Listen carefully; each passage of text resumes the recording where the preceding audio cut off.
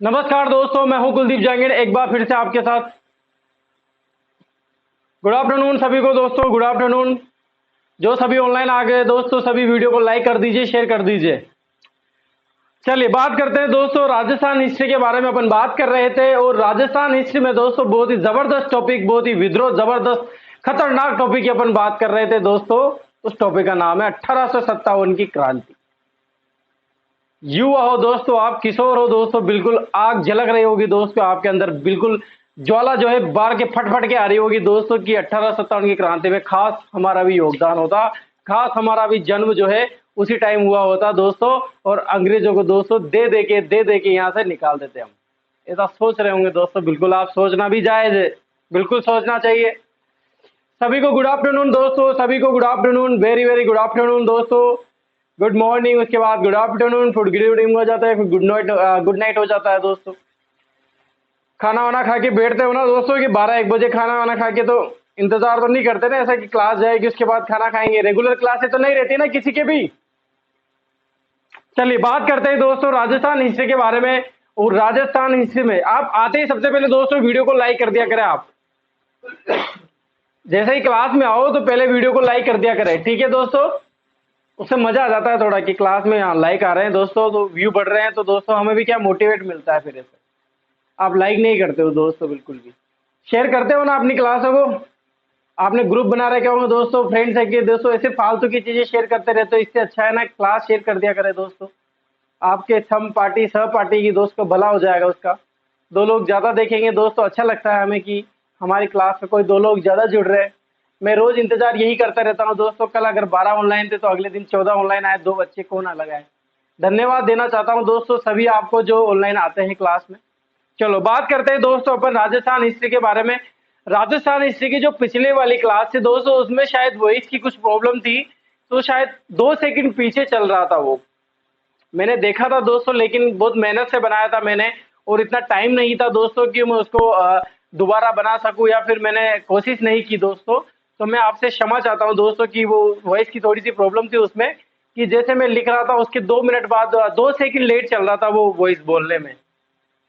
तो इसी technical problem आ जाती है दोस्तों, तो आप बिल्कुल इग्नोर किया करें इन चीजों को। आपको समझ में आना चाहिए, बस समझ में आया कि नहीं आया, बस आप ये बताइए। चलो बात करते हैं दोस्तों 1857 की क्रांति की। जैसा कि टॉपिक डाला है राजस्थान में 1857 की क्रांति का योगदान या विद्रोह। क्या होता है दोस्तों, मैंने पिछले वाली क्लास में आपको बताया था कि 1857 की जो क्रांति है वो स्टार्ट हो जाती है कहां से, मेरठ छावनी से। कब हुई थी दोस्तों, 10 मई 1857 को। और पहला शहीद बता दिया था मैंने आपको, मंगल पांडे, जो 1857 की क्रांति का पहला शहीद था। कौन सी इन्फेंट्री से इस छावनी का था वो, यानी कि किस छावनी पे, बैरकपुर छावनी में वो तैनात था। 34वीं नेटिव इन्फेंट्री का सैनिक था कौन, मंगल पांडे। ये आपको याद रखना है। अब क्या होता है दोस्तों, अब आगे सुनना। अब ये जो विद्रोह होगा दोस्तों, विद्रोह शुरू कर देते हैं दोस्तों, आंदोलन शुरू हो जाता है। 10 मई को प्रारंभ हो जाता है, मेरठ से, यूपी से प्रारंभ हो जाता है। और वहां के जो अधिकारी थे दोस्तों वो आत्मसमर्पण कर देते हैं और विद्रोह शुरू हो जाता है। अब ये खबर आएगी दोस्तों, धीरे धीरे चलते चलते पूरे भारत में फैलेगी, और फैलते फैलते कहां पर आएगी, राजस्थान में आएगी। और अपन बात भी जो कर रहे हैं दोस्तों, राजस्थान की बात कर रहे हैं। अब दोस्तों मेरठ छावनी से ये खबर आई, पहुंचते पहुंचते यहाँ पर आई कहां पर, राजस्थान में पहुंचती है। अब राजस्थान में पहुंचती है दोस्तों, तो यहाँ के जो पॉलिटिकल एजेंट थे, एजीजी थे, गवर्नर जनरल थे दोस्तों, तो ये क्या हो जाएंगे, सतर्क हो जाएंगे कि हमारे सैनिक जो यहाँ पर है ये भी विद्रोह ना कर दे। ये भी जो है 1857 की क्रांति की जैसे मेरठ में हुआ वैसा विद्रोह नहीं कर दे, तो हमें यहाँ पर तैयार रहना चाहिए, सतर्क रहना चाहिए। एक तरह से पूरा एकजुट हो जाना चाहिए अधिकारियों को, और हमें पूरी सतर्कता के साथ जो है इन पे नजर रखनी चाहिए। इस तरह का माहौल बन जाएगा दोस्तों राजस्थान में। तो ये क्या करेंगे दोस्तों, छावनियां नियुक्त करेंगे दोस्तों, सैनिक छावनियां नियुक्त करेंगे। वहां पर अलग अलग एजेंटों को, अधिकारियों को बिठाएंगे कि यहाँ पर इस छावनी पर अलग अलग एजेंट अधिकारी रहेंगे। तो वहां पर दोस्तों अपन राजस्थान की बात करें तो राजस्थान में कितनी सैनिक छावनियों का निर्माण किया दोस्तों अंग्रेजों ने, 6 सैनिक छावनियां स्थापित की। यानी कि 6 सैनिक छावनियां ये बिठाते हैं कहां पर, राजस्थान में। उन छावनियों के बारे में अपन बात करते हैं दोस्तों, फिर आगे इनके बारे में बात करते चलेंगे दोस्तों, ठीक है दोस्तों।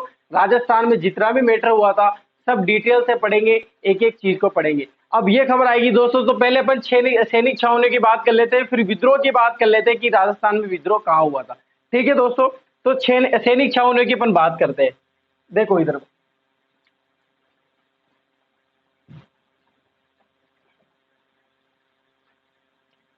अंग्रेजों ने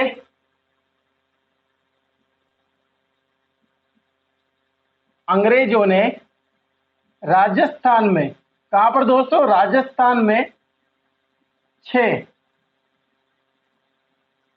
छह सैनिक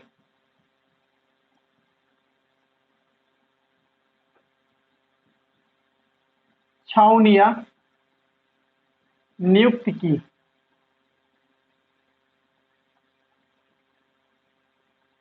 अब दोस्तों आपने देखा होगा कि अलग अलग वीडियो में या फिर अलग अलग क्लासों में अलग अलग बहुत सारे चैनल है दोस्तों, बहुत सारी ट्रिक होती है कि इन छह सैनिक छावनियों के अपन, क्योंकि पहले जो एग्जाम हुए हैं, कंपटीशन एग्जाम हुए हैं, उनमें बहुत बार इन सैनिक छावनियों में से क्वेश्चन पूछे गए हैं।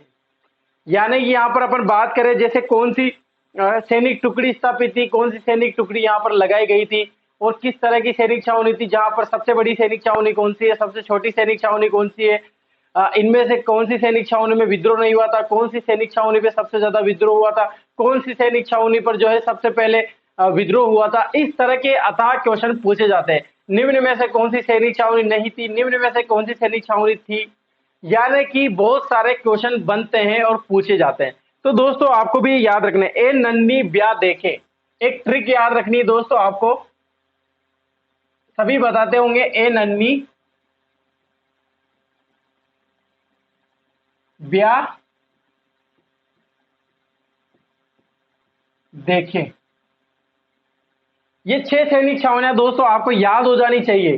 कैसे भी याद करो दोस्तों, अगर आपके पास कोई अच्छी सी ट्रिक हो तो आप उस ट्रिक से याद कर सकते हैं। यहां पर मैंने को एक ट्रिक याद थी दोस्तों, ए नन्नी ब्याह देखे, क्योंकि हमने भी ये ट्रिक पढ़ी है और इसी ट्रिक से याद किया है। तो दोस्तों ऐसे याद आपको रखना है क्या, एरिनपुरा।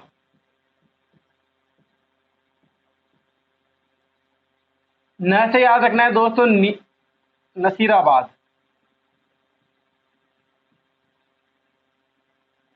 नी से याद रखना है दोस्तों आपको नीमच। ब्याह से याद रखना है दोस्तों आपको ब्यावर। दे से याद रखना है आपको देवली। और खे से याद रखना है दोस्तों आपको खेरवाड़ा।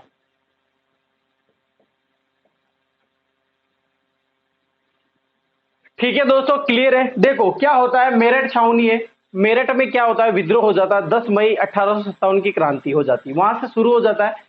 और 2 से सतर्क हो जाते हैं, कहाँ के, राजस्थान के पॉलिटिकल एजेंट, यहाँ के एजीजी सतर्क हो जाते हैं, पॉलिटिकल एजेंट एजीजी जो यहाँ पर बैठे रहते हैं दोस्तों माउंट आबू में, वो सतर्क हो जाते हैं और सैनिक छावनी का नियुक्त कर देते हैं।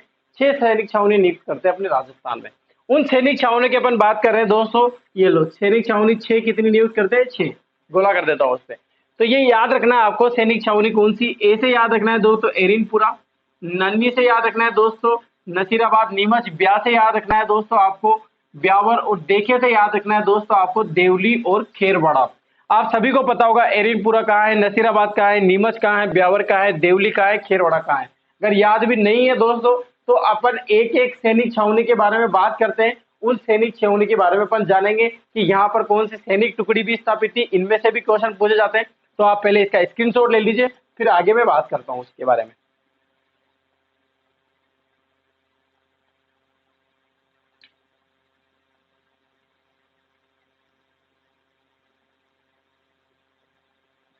ठीक है दोस्तों, मिटा देता हूं, चलो।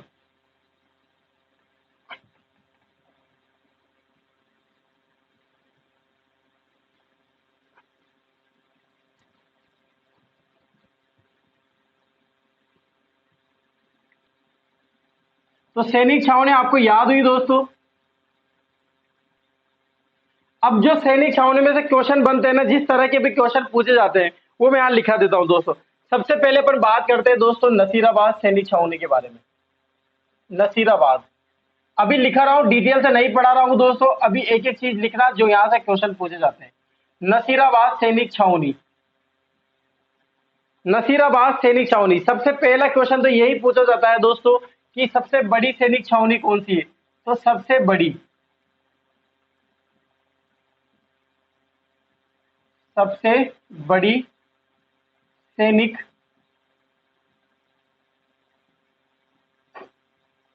छावनी।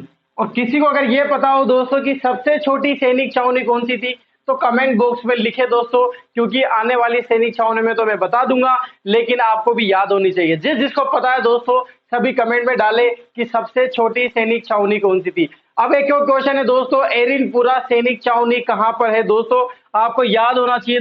सॉरी, एरिनपुरा नहीं, नसीराबाद सैनिक छावनी कहां पर है दोस्तों, कहां पर पड़ता है नसीराबाद, तो ये पड़ता है दोस्तों अजमेर में। कहां पर पड़ता है दोस्तों, अजमेर में। अरे भाई सभी को पता होगा ना, नसीराबाद का कचौरा, कोटा का दशहरा मैदान लगता है दोस्तों, उसमें नसीराबाद का कचौरा लगता है। इस बार कोरोना महामारी के चलते दोस्तों हो सकता है कि आपको नसीराबाद का कचौरा खाने को आप जो इसमें सौभाग्य प्राप्त नहीं हो सकता। कैसे नहीं हो सकता दोस्तों, हो सकता है कि कोरोना अगर ऐसे ही चलता रहा तो दशहरा मैदान भी कैंसिल हो जाएगा दोस्तों, और ये मेला भी नहीं भरेगा। आज के दिन जो क्लास लगी हुई दोस्तों, ये क्लास लगी है दोस्तों अपनी तीज के मेले की। जो बूंदी में तीज मेला भरा था दोस्तों, वो भी नहीं भरा, यहाँ पर मेले सवारी नहीं निकली है और मेला भी नहीं लगा है। कोरोना महामारी के चलते दोस्तों बहुत सारी चीजें जो है बंद हो चुकी है, जहां जहां पर भीड़ होती है। तो नसीराबाद का कचौरा दोस्तों इतना बड़ा कचौरा रहता है दोस्तों, उसको काट के तोल के देता है कि 20 रुपए का पाव, 30 रुपए का पाव, आधा किलो, 40 का आधा किलो, 50 का 1 किलो, 100 रुपए का किलो, इस तरह के दोस्तों भाव रहता है। बहुत गजब का टेस्टी लगता है दोस्तों, कचौरी है लेकिन कचौरा बना देते हैं। किस किसने खाया दोस्तों नसीराबाद का कचौरा, जल्दी से हाथ खड़े करें। कौन कौन ऐसा है जिसने नसीराबाद का कचौरा खा रखा है दोस्तों। अब बात करते हैं दोस्तों नसीराबाद में कौन से सैनिक यहां पर तैनात थे, तो 15वीं नेटिव, कौन सी सैनिक दोस्तों, 15वीं नेटिव इन्फेंट्री।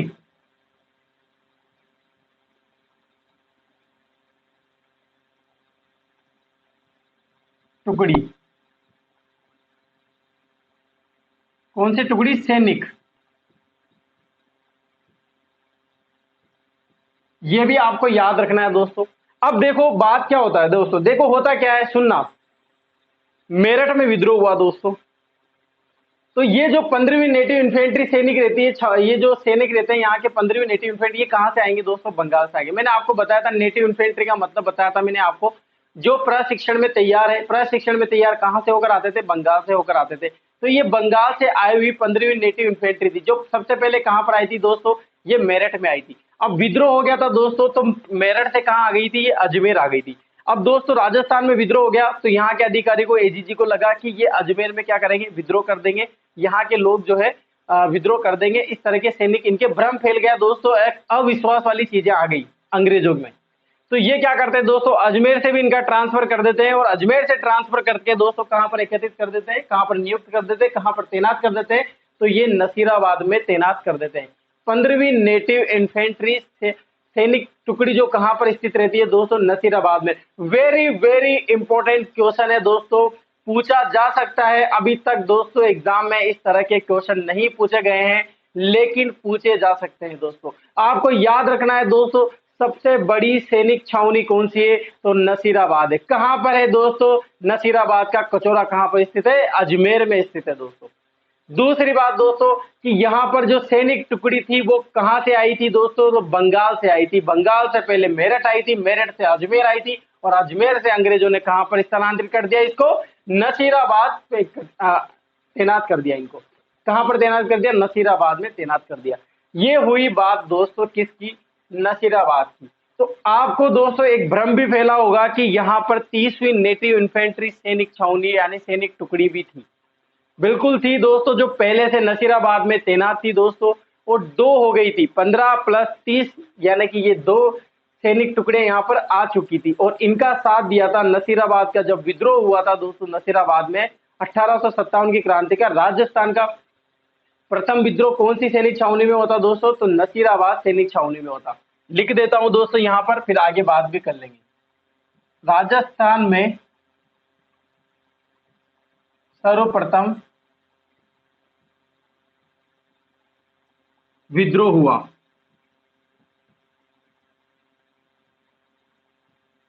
कौन सी सैनिक छावनी में हुआ दोस्तों, नसीराबाद सैनिक छावनी में। कब हुआ था दोस्तों, डेट भी लिख देता हूं, 28 मई को 1857 को। ठीक है दोस्तों, ये बात हुई, जबकि डेट क्या रखी थी 31 मई 1857, और यहां पर भी पहले ही प्रारंभ हो गया था, यानी कि विद्रोह पहले ही प्रारंभ हो गया था। याद हुआ दोस्तों आपको नसीराबाद सैनिक छावनी पर। अभी इसके बारे में और डिटेल से बताऊंगा दोस्तों। ये कुछ चीजें आ जाती है जो मैं लगातार चलता रहता हूं दोस्तों, बताता रहता हूं आपको टाइम टाइम पर। ठीक है दोस्तों, ये पहले अगर याद हो गई हो दोस्तों, आप इसका स्क्रीनशॉट ले लीजिए। फिर दूसरी सैनिक छावनी, तीसरी सैनिक छावनी, चौथी, पांचवी और छठी सैनिक छावनी के बारे में अपन बात करने वाले हैं। डिटेल से ज्यादा इसके बारे में बात करिए, क्योंकि दोस्तों यहाँ पर सबसे पहला जो विद्रोह होगा नसीराबाद सैनिक छावनी पे होगा। आप पहले इसका स्क्रीनशॉट ले लीजिए। समझ में आया दोस्तों तो वीडियो को लाइक कीजिए, शेयर कीजिए जल्दी से जल्दी। ठीक है दोस्तों, स्क्रीनशॉट ले लीजिए अब आप।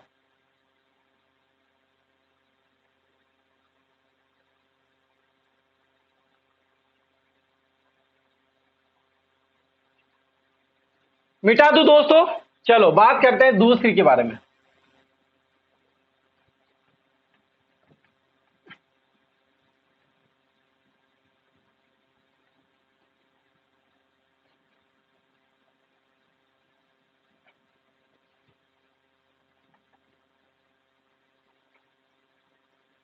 अब बात करते हैं दोस्तों नीमच।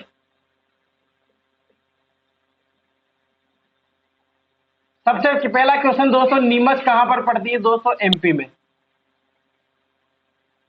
आपको याद रखना है दोस्तों, नीमच कहां पर है, कौन से राज्य में दोस्तों? तो आपको याद रखना है एमपी राज्य में।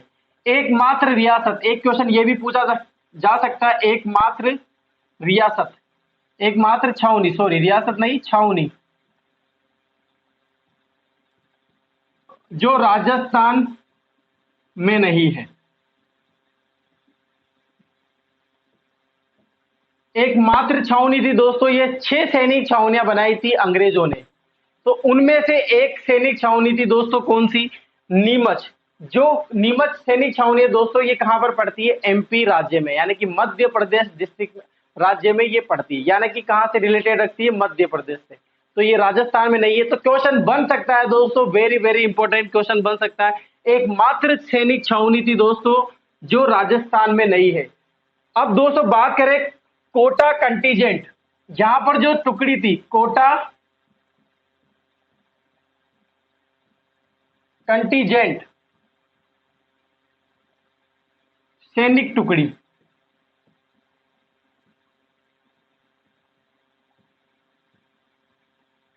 यहां पर जो सैनिक तैनात है दोस्तों, तो वो कौन से सेना थे? कोटा कंटीजेंट सैनिक टुकड़ी यहां पर एकत्रित थी, तैनात थी। आपको ये क्वेश्चन भी याद रखना है। क्लियर है दोस्तों? याद हुआ कि नहीं हुआ दोस्तों? नीमच एमपी में पड़ता है, एकमात्र छावनी थी जो राजस्थान में नहीं है दोस्तों। कोटा कंटीजेंट सैनिक टुकड़ी यहां पर एकत्रित थी दोस्तों, यानी कि तैनात थी। सैनिक टुकड़ियों के बारे में क्वेश्चन पूछे जा सकते हैं, पूछे गए हैं दोस्तों, इंपॉर्टेंट क्वेश्चन बनते हैं, आपको याद रखने हैं। क्लियर है दोस्तों? क्लियर है तो आगे बढ़े। ठीक है, आप पहले अब आ जाएगी दोस्तों एक और सैनिक छावनी। तीसरे के बारे में बात करते हैं दोस्तों। तीसरे के बारे में बात करेंगे दोस्तों, एरिनपुरा सैनिक छावनी। एरिनपुरा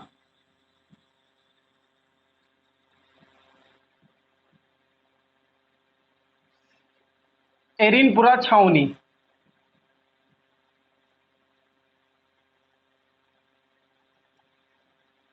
कहां पर पड़ती है दोस्तों? ये सबसे पहले आपको याद रखना है दोस्तों, कहां पर पड़ती है? पाली में पड़ता है एरिनपुरा।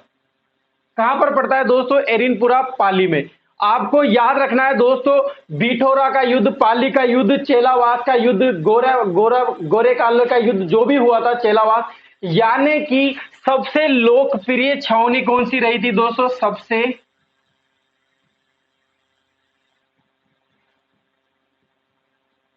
लोकप्रिय छावनी, यानी कि आप ऐसा बोल सकते हैं कि 1857 की क्रांति में जो राजस्थान में जो विद्रोह हुआ था, वो सबसे ज्यादा कहां पर हुआ था दोस्तों? एरिनपुरा में हुआ था। यानी कि एरिनपुरा में ही दोस्तों जबरदस्त जबरदस्त चीजें हुई थी दोस्तों। आपको ठाकुर कुशाल सिंह के बारे में याद होगा दोस्तों, बिठौरा का युद्ध होगा आपको याद, पाली का युद्ध होगा, गोरे काले का युद्ध होगा दोस्तों, जो नाम जाने जाते हैं दोस्तों। इसके बाद चेलावास का युद्ध होगा दोस्तों। ये सारी चीजें कहां से रिलेटेड रखती दोस्तों? एरिनपुरा छावनी से। यानी कि एरिनपुरा पाली में जो विद्रोह हुआ था वो सबसे ज्यादा लोकप्रिय छावनी थी। अब बात करें टुकड़ी की, यहां पर तो कौन सी थी? जोधपुर लीजियन टुकड़ी। जोधपुर लीजियन सैनिक टुकड़ी। जोधपुर लीजियन सैनिक टुकड़ी यहां पर दोस्तों क्या थी, एकत्रित थी। यानी कि जो सैनिक टुकड़ी यहां पर सैनिक तैनात थे वो कहां के थे दोस्तों, कहां से आए थे, जोधपुर लीजियन सैनिक टुकड़ी के नाम से जाने जाते थे। ठीक है दोस्तों, क्लियर हुआ। सबसे लोकप्रिय सैनिक छावनी की अपन बात करें तो दोस्तों कौन सी थी, एरिनपुरा थी। आपको पता होगा दोस्तों, आगे पढ़ेंगे अपन, जब एरिनपुरा के बारे में पढ़ेंगे, एक एक सैनिक छावनी को डिटेल से पढ़ेंगे अपन। आप चिंता ना करो दोस्तों, बिल्कुल लिखा के नहीं जाऊंगा मैं आपके, लिखा के भागने वाला नहीं हूं। लिखाऊंगा, उसके बाद समझाऊंगा, उसके बाद मैटर भी लिखाऊंगा आपको, सब चीजें क्लियर लेके चलूंगा आपको। बिल्कुल ऐसा ना समझे दोस्तों कि लिखा दिया और चल दल लेंगे, नहीं। थैले लेके भरने का काम नहीं है दोस्तों, यहां पर रटने का काम नहीं है बिल्कुल भी। कुलदीप जहांगीर सर दोस्तों आपके लिए इस तरह से पढ़ा रहे हैं जैसे मैं भी जीरो से पढ़ रहा हूं दोस्तों, और आप भी जीरो से पढ़ रहे हो। बस एक ही चीज रिक्वेस्ट है दोस्तों, जब भी पढ़ने बैठो, क्लास में आओ, ऑनलाइन आओ, तो बिल्कुल अपने आप को जीरो मान के चलो। जो नेतागिरी करेगा दोस्तों, जो आधे अधूरे ज्ञान को लेके बैठ जाएगा और वो नेता की तरह क्वेश्चन डालता रहेगा दोस्तों, तो वो यही करता रह जाएगा। मैं पहले ही क्लियर कर देता हूं, हर बार कहता हूं दोस्तों, एग्जाम में हमेशा 70% 80% वही आता है जो आ चुका है। बार बार यही क्वेश्चन रिपीट होते हैं दोस्तों, इनके चेंज करते रहते हैं दोस्तों, इनको बदलने का तरीका, पूछने का तरीका बदल जाता है दोस्तों। और हम क्या करते हैं दोस्तों, वो 20-30% जो नहीं आते हैं उनके पीछे भागते रहते हैं, उन पे फोकस करते रहते हैं।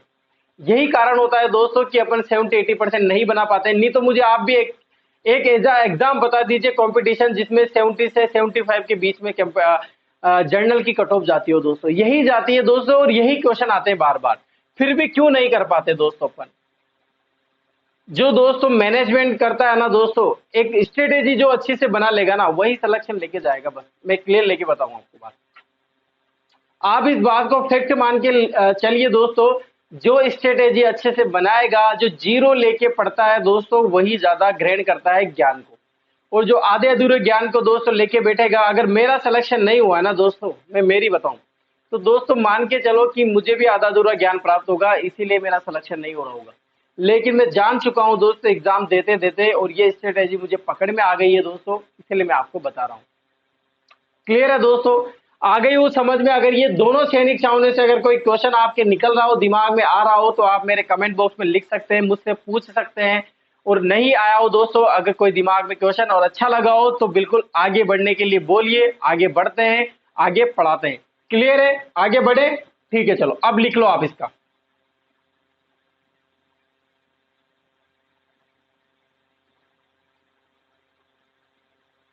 मिटा दूं दोस्तों।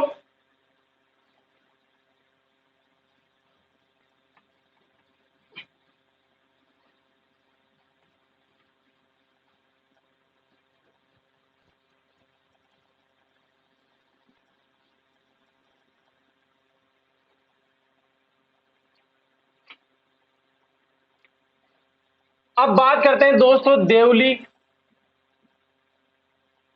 चौथे नंबर की। ये कहां पर पड़ता है दोस्तों, देवली टोंक डिस्ट्रिक्ट में पड़ता है। ये मैंने नहीं मिटाया दोस्तों, इसका मतलब ये है कि जो देवली में जो सैनिक तैनात थे दोस्तों, वो भी कौन से थे, यहां पर जो सैनिक टुकड़ी स्थित थी वो कौन सी थी दोस्तों, कोटा कंटीजेंट सैनिक टुकड़ी यहां पर तैनात थी। दूसरी बात आपको याद रखना है दोस्तों, अगर आपसे कोई पूछ लेता है, आपको बता दिया होगा दोस्तों, आपने सभी ने, जिसने आंसर बताया था सभी को धन्यवाद। सबसे छोटी सैनिक छावनी कौन सी है दोस्तों, सबसे छोटी सैनिक छावनी, तो वो आंसर क्या आएगा दोस्तों आपका, देवली।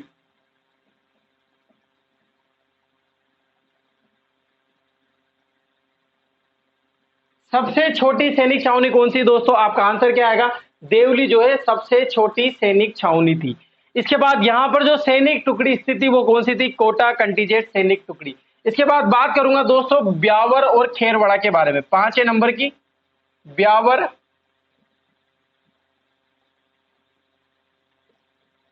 छठे नंबर पे आएगा खेरवाड़ा। खेरवाड़ा पड़ता है दोस्तों उदयपुर में। कहां पर पड़ता है, उदयपुर में। ब्यावर आपको सभी को पता होगा कहां पर पड़ता है दोस्तों, कोई भूलेगा नहीं ब्यावर को, तो अजमेर में। ईस्वी को ब्यावर को भी नई डिस्ट्रिक्ट बनाने के लिए बात चल रही है। अगर लागू हो जाता है दोस्तों तो ब्यावर जो है नई डिस्ट्रिक्ट निकलेगी। पहला क्वेश्चन तो यही निकलेगा दोस्तों कि इन दोनों सैनिक छावनियों में, दोनों सैनिक छावनी जिसमें कोई विद्रोह नहीं हुआ,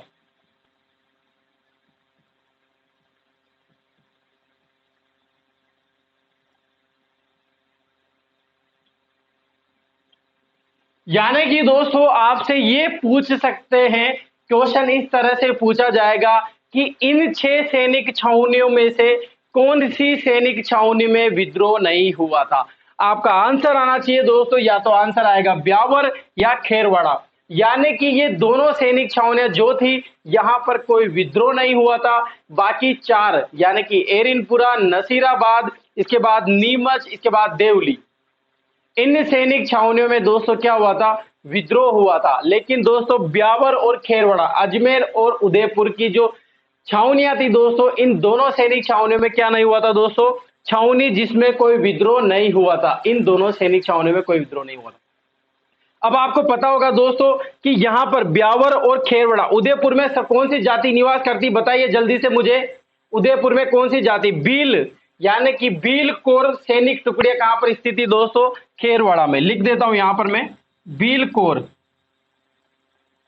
भील कोर सैनिक टुकड़ी।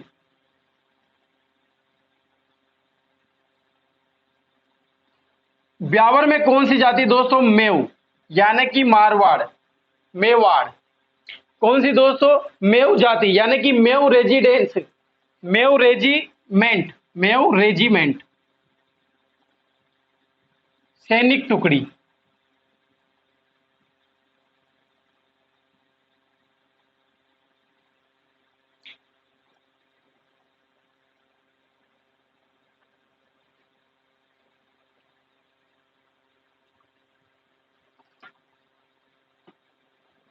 आया दोस्तों आपको समझ में।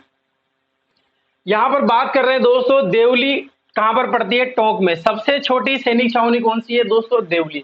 सबसे बड़ी कौन सी बताई थी दोस्तों, मैंने आपको बता दी थी। क्लियर है ना दोस्तों, याद है आपको, सभी को याद है ना। इसके बाद बात करते हैं कोटा कंजीडेंट सैनिक टुकड़ी यहां पर स्थित थी। ब्यावर और खेवड़ौड़ा दोनों छावनियों में कोई विद्रोह नहीं हुआ था। यानी कि 6 छावनियों में से ये 2 सैनिक छावनियां थी दोस्तों जिसमें कोई विद्रोह नहीं हुआ था। मेव रेजिमेंट सैनिक टुकड़ी कहां पर स्थित थी दोस्तों, ब्यावर में जाति है स्थित है मेव जाति।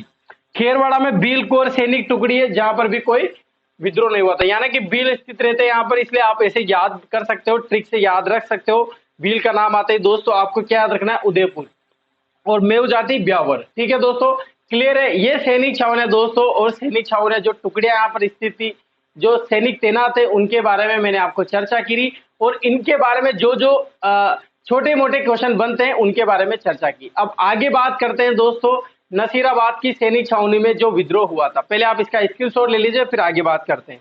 ठीक है, पहले आप इसको लिख लो।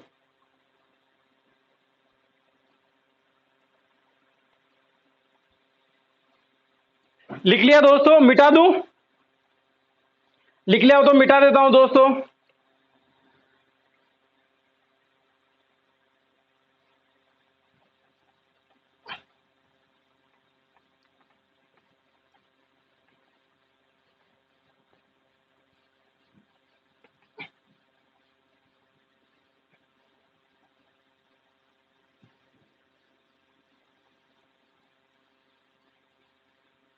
अभी तक दोस्तों आपको समझ में आया कि नहीं आया, क्लास कैसी लग रही है दोस्तों आपको।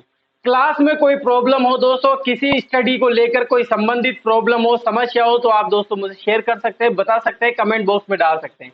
क्लास अच्छी लगी हो दोस्तों तो ज्यादा से ज्यादा लाइक करने की कोशिश करें, ज्यादा से ज्यादा शेयर करने की कोशिश करें दोस्तों। आपके लिए जो दोस्तों सामान्य ज्ञान ग्रुप परिवार जो क्लासें लगा रहा है दोस्तों, निःशुल्क क्लासें आपके लिए दे रहा है, और ताकि आप लॉकडाउन में जो है इसका फायदा उठा सके।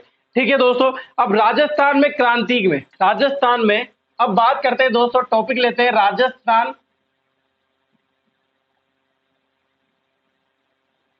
राजस्थान में क्रांति का प्रथम विद्रोह। बता दिया था दोस्तों आपको, अब मुझे जल्दी से बताएंगे आप। जो जो मैंने बता दिया था वो क्वेश्चन आपको बताना है। कहां पर हुआ था दोस्तों, कहां पर हुआ था? 28 मई 1857 को हुआ था। कहां पर हुआ था, जल्दी से बताइए। अब देखो कितना इजी हो गया, पहले बता दिया। जो 28 मई 1857 को, याद रखने की जल्दी दिक्कत नहीं है। आपको याद क्या रखना है? 1857। एक का इधर 2 ले जाओ और 8 को इधर 8 पटक दो। ये हो गया 28 मई। ज्यादा इजी नहीं है, इतना कठिन भी नहीं है किसी चीज को याद करना। एक को इधर 2 कर दो और 8 को इधर 8 ही रहने दो दोस्तों। ये क्या हो जाएगा? 28 मई। जिंदगी में नहीं भूलोगे कभी।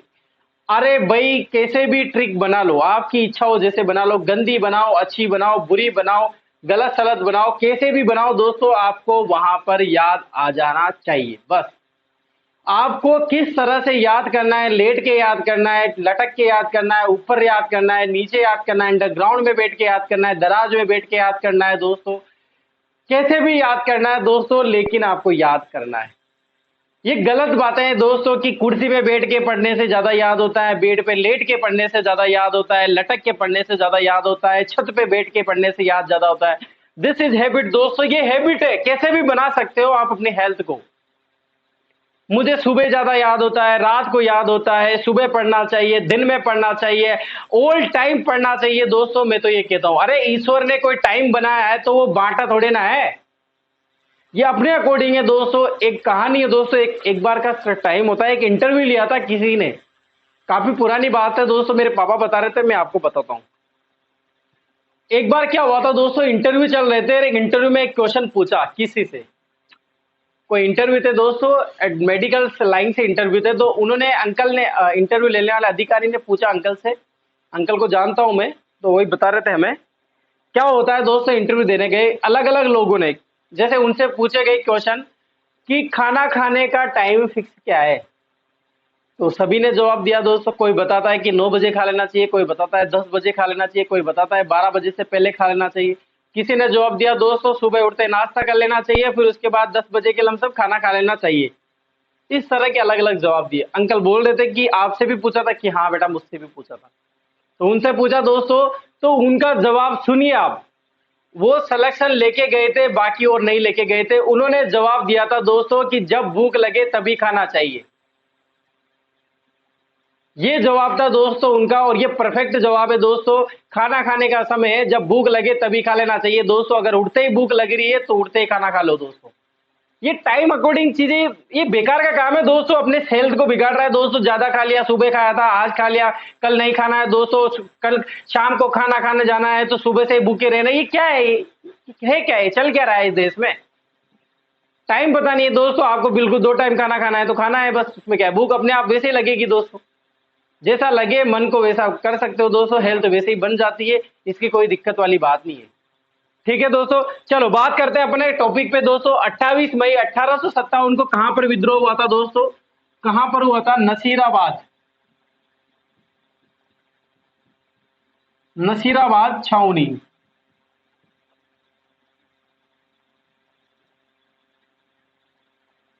कहां पर पड़ती है दोस्तों? याद हो गया होगा दोस्तों आपको। कचौरे की बात कर रहा हूं बार बार। अरे भाई कचौरे की बात बार बार कर रहे हैं। खाने की चीजें जहां आ जाती है, प्यार, इश्क, मोहब्बत और खाना। जिंदगी में अगर 2 ही चीजें मांगते हो तो दोस्तों ये दोनों चीजें जल्दी याद होती है। खाना खाने की बात है दोस्तों, अभी आपको बोल दूं काजू बादाम कैसे बनता है, शेक कैसे बनता है, 2 मिनट लगेंगे दोस्तों, अभी सारी चीजें बता दूं और आपको याद हो जाएगी दोस्तों बिल्कुल। उसी तरह दोस्तों इनको भी काजू बादाम, प्यार, इश्क, मोहब्बत में इतना गहन अध्ययन कर लो दोस्तों इनका, जैसे मेरी दुनिया यही है बस। जिसने किसी चीज को अपनी दुनिया में बदला है ना दोस्तों, तो वो उसको दुनिया लगती है, वही उसकी दुनिया है दोस्तों। फिर आप कुछ भी हो दोस्तों, मान लो तो जीत है, और न मानो ना दोस्तों तो हार ही हार है जिंदगी भर। इस चीज को दिमाग में डाल लो, बिठा लो दिमाग में एकदम से, बिल्कुल लेके चलो दोस्तों बिल्कुल। अपने घर को महल लेके चलो, अपने पानी को समुद्र लेके चलो, अपने माता पिता को भगवान मान के चलो। हर चीज को अगर इस तरह से सोचोगे दोस्तों तो बहुत आगे तक जाओगे। और अगर मां मानते रहोगे ना दोस्तों कि ये मेरा घर है, ये खंडर है, ये गढ़, इसको घर बोलते हैं, तो दोस्तों आपको महल में रख दोगे तब भी आपको वो खंडर ही लगेगा। दिस इज ए सोच दोस्तों, दैट्स आपके मीन्स। यहाँ पर बोलता है कि आपका माइंड क्या बोलता है, इफेक्ट पड़ता है दोस्तों माइंड का। अगर आप दोस्तों कैसा भी मान लो दोस्तों, मेरे को पता है दोस्तों अच्छी तरह, जब हम रेंट से रहते थे दोस्तों तो हमारे रूम पार्टनर दोस्तों टंकी का पानी पी लेते थे, कोई फर्क नहीं पड़ा दोस्तों, बिल्कुल फिट है दोस्तों, कोई दिक्कत वाली बात ही नहीं। ये नखरे होते हैं दोस्तों कि वाटर प्रूफ पानी, वाटर कूलर का पानी पियेंगे, मटकी का पानी पियेंगे, चरे का पानी खराब रहता है, ये वो करे, ये क्या है, क्या है, चल क्या रहा है। ये जब तक खराब है करेंगी, जब तक तो उम्र हो चुकी होगी, वैसे मरना है वो तो एक दिन। आपका जो लक्ष्य है ना, ज्यादा ध्यान आपको उसमें देना है कि मुझे यहां पर नुकसान इस वजह से हो रहा है, तो क्यों हो रहा है दोस्त। ठीक है दोस्तों, क्लियर है, साफ सफाई वाली बातें चल रही है, सूत्री समझ में आ रही है ना बातें, क्लियर है। तो नसीराबाद छावनी के बारे में बताएं, कहां पर स्थित है दोस्तों नसीराबाद छावनी। विद्रोह हुआ था दोस्तों, प्रथम विद्रोह कहां हुआ था, राजस्थान का अजमेर में, यानी नसीराबाद छावनी में, 28 मई 1857 को। ठीक है दोस्तों, यहां पर इसके बारे में मैंने आपको बता दिया था, सबसे बड़ी सैनिक छावनी कौन सी है, नसीराबाद है। सबसे छोटी नसीराबाद को छावनी कौन सी है, तो वो है देवली दोस्तों। अब बात करें दोस्तों, यहाँ पर नेतृत्व कौन कर रहा था नसीराबाद सैनिक छावनी का, नेतृत्व कौन कर रहा था दोस्तों, तो वो कर रहे थे दोस्तों 15वीं नेटिव इन्फेंट्री सैनिक। अब ये आपको पता होगा दोस्तों, ये कहां से आए थे दोस्तों, ये विद्रोह कर देते। कारण देखना, विद्रोह का कारण क्या रहता है, एकमात्र कारण रहता है दोस्तों विद्रोह का, इन जो सैनिक रहते हैं 15वीं नेटिव के, बंगाल से आए दोस्तों, मेरठ आए, मेरठ से कहां ट्रांसफर कर दिए, अजमेर कर दिए, और वहां के अधिकारियों को लगता है दोस्तों कि यहां पर ये विद्रोह करेंगे, क्योंकि अजमेर जो है केंद्र शासित प्रदेश रहता है अंग्रेजों का, शस्त्रागार रहता है दोस्तों, मेन पॉइंट रहता है अजमेर। अगर वहां पर ये विद्रोह कर देंगे तो दोस्तों किस तरह से संभालेंगे। वहां का जो एजीजी है वो अजमेर बैठता है, मुख्यालय अजमेर में है दोस्तों। ये बात मुझे भी पता है और आपको भी पता है कि इस टाइम जो मुख्यालय कहां पर था, माउंट आबू में था। इसको बताने की जरूरत नहीं है दोस्तों, ग्रीष्मकालीन का मुख्यालय, आगे बताऊंगा मैं, ये सारी चीजें आपको क्लियर हो जाएगी सब। आप ध्यान से लगा के एक जगह बैठे रहो, क्लास को एंजॉय करो, सब चीजें क्लियर होगी दोस्तों, एक लाइन नहीं छोड़ूंगा दोस्तों आपके लिए, सारी चीजें बताऊंगा। अरे कोई ऐसा हो तो बता दो दोस्तों, यूट्यूब में इतने सारे चैनल चल रहे हैं, देखो बताओ दोस्तों, इतना डिटेल से कौन पढ़ाता है दोस्तों, एक एक चीज को बार बार कौन बोलता है, मुझे बताना। देखे अभी भी आपको वही चल रहा होगा दोस्तों, सारी चीजें वही बताते रहते हैं बस। मैं बता रहा हूं यहां पर दोस्तों, आपके लिए इतना मेहनत कर रहा हूं दोस्तों कि हर चीज स्टोरी कौन पढ़ाता है दोस्तों। 1857 क्रांति ऐसे कि भारत का लेके चल रहा हूं, राजस्थान तक आ रहा हूं मैं दोस्तों, बिल्कुल बस में बैठा हूं दोस्तों, और बस जहां जहां जा रही है दोस्तों वहां वहां लेके चल रहा हूं मैं आपको। नेतृत्व कर रहे 15वीं नेटिव इन्फेंट्री सैनिक करती, यहां पर पहले से ही 30वीं नेटिव इन्फेंट्री सैनिक तैनात थी, लेकिन 15वीं भी आ जाती है दोस्तों, और इनका साथ देते हैं बंबई के सावर्स, यानी कि बंबई से भी सैनिक आते हैं दोस्तों, वो इनका विद्रोह में साथ दे देते हैं। सुनना क्या होता है कि अजमेर आ जाते हैं, ये अजमेर से अधिकारी एजीजी जो है इनको ट्रांसफर कर देते हैं नसीराबाद, क्योंकि उनको लगता है, अविश्वास हो जाता है अपने सैनिकों पर, और यही कारण होता है कि 15वीं नेटिव वाले जो इन्फेंट्री सैनिक होते हैं वो विद्रोह कर देते हैं। वो समझते हैं कि ये अधिकारी हम पर विश्वास नहीं कर रहे दोस्तों, यानी कि हमको समझते क्या है ये लोग, विद्रोह करो यहां पर दोस्तों। और एक तरह से विद्रोह का आंदोलन तो पहले से ही छिड़ा हुआ था, और अविश्वास का एक बहाना लग जाता है और यहां पर विद्रोह हो जाता है। क्लियर है, ये बात होती है दोस्तों। साथ दिया था इनका, बंबई वाले सैनिक भी आ गए थे, सावर सैनिक आ गए थे, उन्होंने इनका साथ दिया था। ठीक है दोस्तों, अंग्रेज अधिकारी था यहां पर, अंग्रेज अधिकारी। अब बात करते हैं दोस्तों नसीराबाद सैनिक छावनी पर। अंग्रेज अधिकारी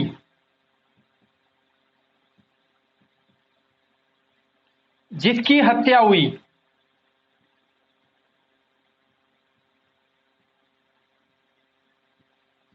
क्या नाम था दोस्तों, मिस्टर न्यूबरी। क्या नाम था दोस्तों, मिस्टर न्यूबरी और के वेनी। आपको याद रखना है, देखो इधर, मिस्टर न्यूबरी और के वेनी, लेकिन दोस्तों आपको मिस्टर न्यूबरी याद रखना है, जो नसीराबाद सैनिक छावनी पे अधिकारी तैनात था, और ये 15 नेटिव वाले जो सैनिक आते हैं ये उदल कूच पड़ते हैं दोस्तों अधिकारी पर, और इनकी हत्या कर देते हैं। दो नाम आते हैं दोस्तों, के वेनी, के वेनी नाम आता है और मिस्टर न्यूबरी नाम आता है दोस्तों। मिस्टर न्यूबरी की यहाँ पर क्या हो जाती, हत्या हो जाती। एक ही नाम आता है, आपको याद करने की जरूरत नहीं है दोस्तों, ये लो मिटा देता हूं।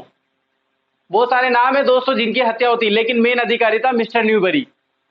ठीक है दोस्तों, ये बात होती है नसीराबाद सैनिक छावनी की। और आगे भी बात है, पहले आप इसका स्क्रीनशॉट ले लीजिए, जगह कम रहती है, आगे बताऊंगा अभी।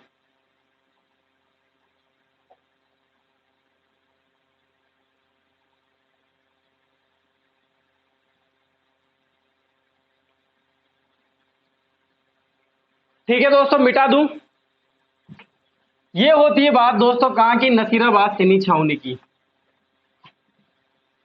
कब विद्रोह हुआ था दोस्तों, 28 मई को। जबकि मेरठ में कब हुआ था दोस्तों, 10 मई को। अब दोस्तों ये खबर जो अजमेर पहुंचती है ना, पहुंचते हुए टाइम लग जाता है दोस्तों। कोई व्हाट्सएप मैसेज तो था नहीं वहां पर कि डायरेक्ट व्हाट्सएप मैसेज कर दिया, मेरठ से अधिकारी ने व्हाट्सएप मैसेज कर दिया और टेक्स्ट मैसेज कर दिया या कॉल कर दिया और डायरेक्ट कहां पर आ गया, अजमेर आ गया। वो पत्र लेखन का कार्य करेंगे दोस्तों, और पत्र लेखन के माध्यम से जो है ये सूचना मिलती है। अब पहुंचते पहुंचते टाइम तो लगेगा ही दोस्तों, और टाइम लगते लगते समय क्या हो जाता है, 19 मई हो जाता है। यानी कि आपको डेट याद रखनी है दोस्तों, 19 मई को ये कहां सूचना पहुंचती है, अजमेर पहुंचती है। और अजमेर में जो 15वीं नेटिव इन्फेंट्री सैनिक रहते हैं, इनको ही ट्रांसफर कर देते हैं कहां पर, नसीराबाद में। और अजमेर में जो थी वो कहां से आई थी, बंगाल से अजमेर, अजमेर से कहा नसीराबाद में ये विद्रोह कर देते हैं।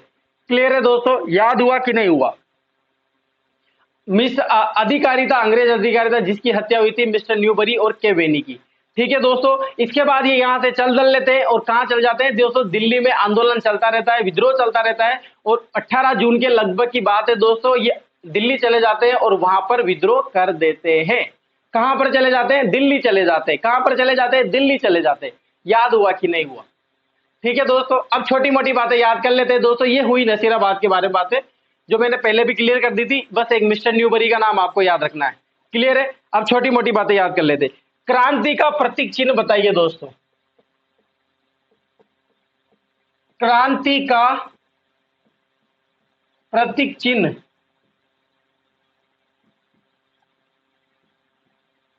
क्या था दोस्तों, सभी को याद होगा, कमल एंड रोटी।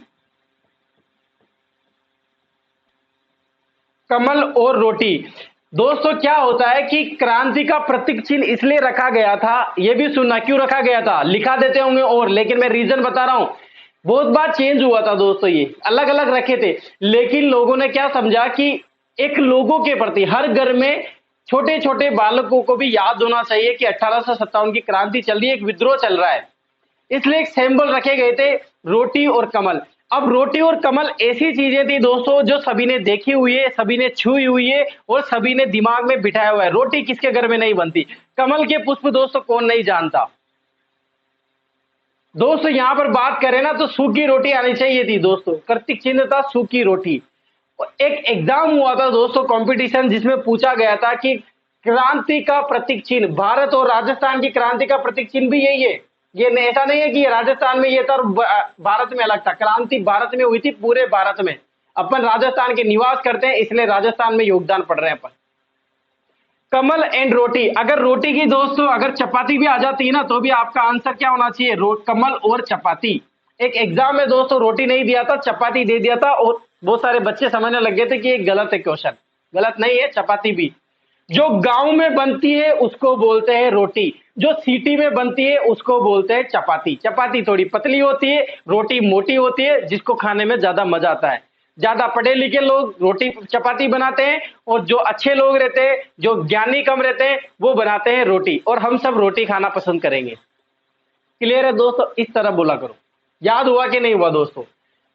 क्रांति का प्रतीक चिन्ह क्या था, कमल एंड रोटी। सभी को याद होता है, इसीलिए यह चिन्ह रखा गया था, ताकि सभी को लोगों को पता चले कि क्रांति चल रही है, क्रांति में भाग ले, ज्यादा से ज्यादा योगदान दे, सहयोग दे, सदस्य बने। ठीक है, इसके बारे में बात करते हैं। क्रांति का केंद्रीय नेतृत्व किसने किया था, क्रांति का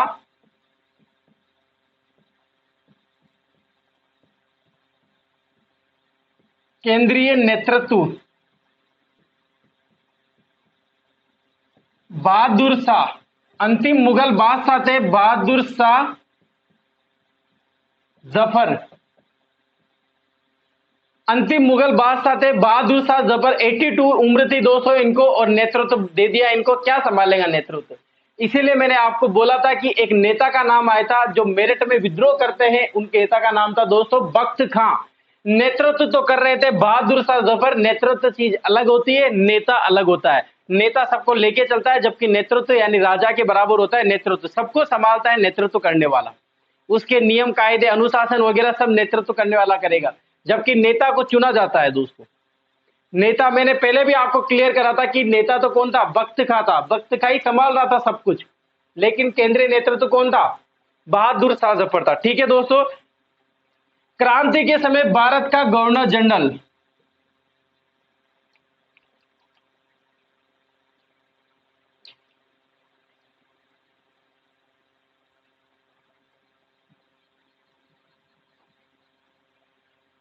दिख तो रहा है ना दोस्तों? किसी को ऐसा तो नहीं है ना कि दिख नहीं रहा हो? क्लियर दिख रहा है ना?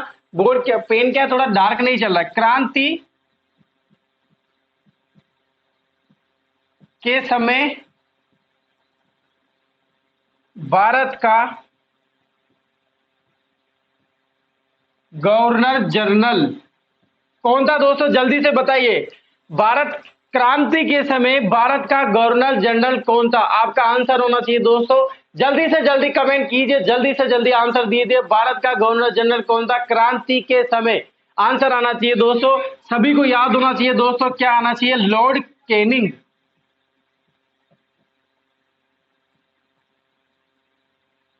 क्या आंसर आएगा दोस्तों? लॉर्ड कैनिंग भारत का गवर्नर जनरल था क्रांति के समय।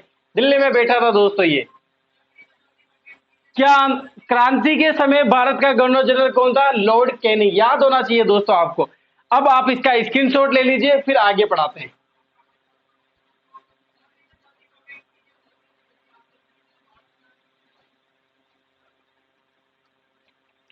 समझ में आया कि नहीं आया दोस्तों? क्लास समझ में आ रहा है कि नहीं आ रहा है? अच्छी लग रही है कि नहीं लग रही? जल्दी से जल्दी कमेंट आने चाहिए, शेयर कीजिए दोस्तों, लाइक कीजिए, और ज्यादा से ज्यादा जुड़ने की कोशिश कीजिए दोस्तों। ठीक है दोस्तों, आप लिख लीजिए, फिर मिटाएंगे इसको।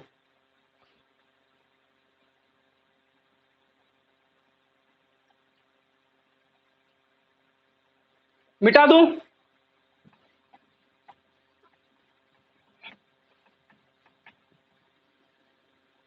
तो लॉर्ड कैनिंग क्या था दोस्तों?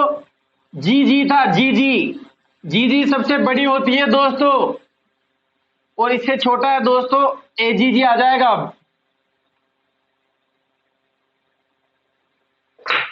अब देखो बात करते हैं दोस्तों 1857 की क्रांति में। 1857 की क्रांति के समय राजस्थान का एजीजी कौन था दोस्तों? जल्दी से बताइए, नहीं लिखूंगा पहले। एजीजी कौन था दोस्तों? जल्दी से जल्दी बताइए। George Patrick Lawrence. क्या नाम था दोस्तों? Patrick Lawrence. आपको याद क्या रखना है? Patrick Lawrence, George Patrick Lawrence. अगर आपसे कोई ये पूछ लेता है कि प्रथम कौन था, राजस्थान का प्रथम एजीजी कौन था दोस्तों, तो आपका आंसर आना चाहिए दोस्तों लॉकेट। लॉर्ड लॉकेट था प्रथम एजीजी। एजीजी की फुल फॉर्म क्या होती है? Agent to governor general. पहले बताया लॉर्ड कैनिंग, वो था गवर्नर जनरल, दिल्ली में बैठा हुआ था, वो सबसे बड़ा होता है। उसके बाद राज्य में बैठा हुआ था जो अधिकारी रहता है सबसे बड़ा। देखो क्या होता है, सुनना। मैंने आपको बताया था 1818 में सभी जो भी रियासती थी राजस्थान की, वहां के राजाओं ने संधि की थी। संधि होने के साथ उनके संधि हुई, बातें बनी, वो सब मैंने आपको बता दी थी। अब क्या होता है दोस्तों, अंग्रेज क्या करेंगे, एक एक अधिकारी को कहां कहां रियासतों में भेजेंगे, और वहां का अधिकारी भेजेंगे और उनको राजनीतिक सदस्य बनाएंगे।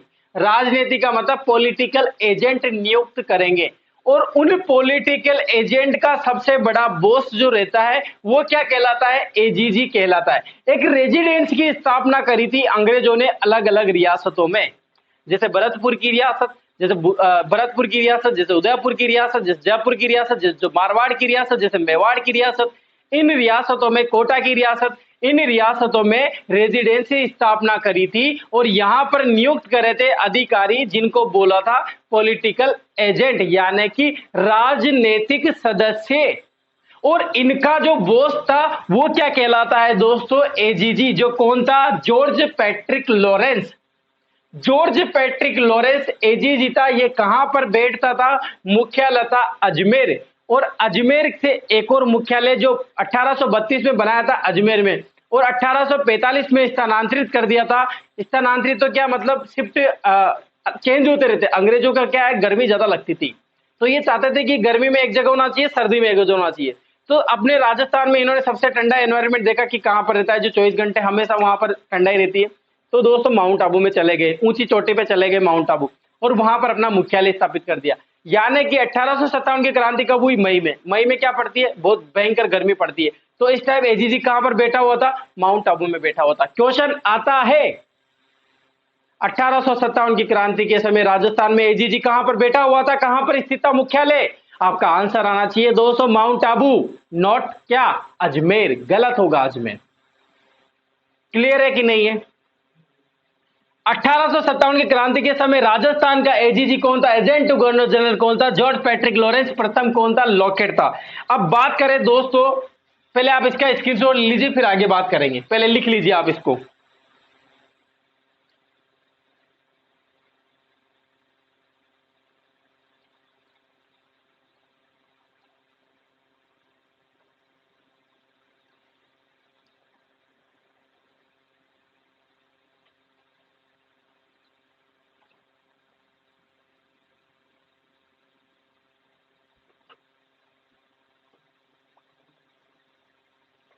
ठीक है दोस्तों, मिटा दो।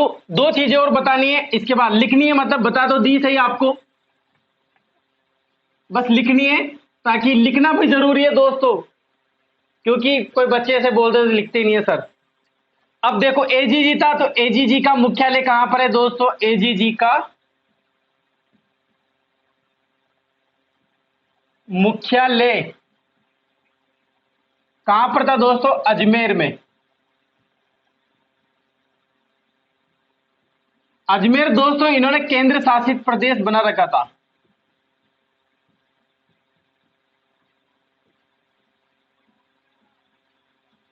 अजमेर को क्या बना रखा था दोस्तों, शास्त्रगृह। शस्त्रगृह यानी कि हथियार वगैरह रखना दोस्तों अजमेर में ही रहते थे। इसके बाद बात करें दोस्तों, एक और मुख्यालय था जो ग्रीष्मकालीन,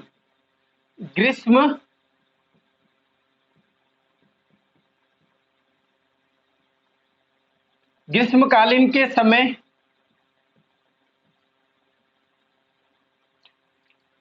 मुख्यालय